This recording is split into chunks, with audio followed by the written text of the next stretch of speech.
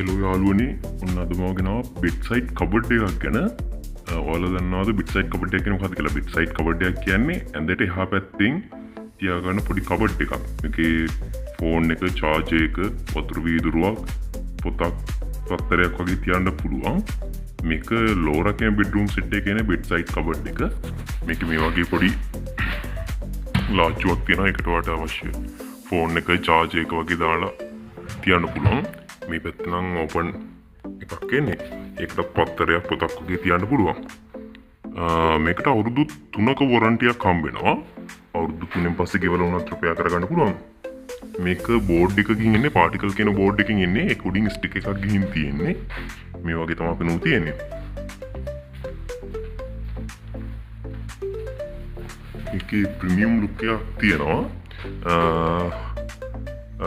සුදු කළු පාටින් තමයි එන්නේ. මේක නම් කළු එක නම් ටිකක් ෂයින් ගතිය තියෙනවා. මේක නම් මැට් එකක් එන්නේ. මේක 7900ක් වෙනවා. ඒකනොත් 5ක් අඩු වෙනවා.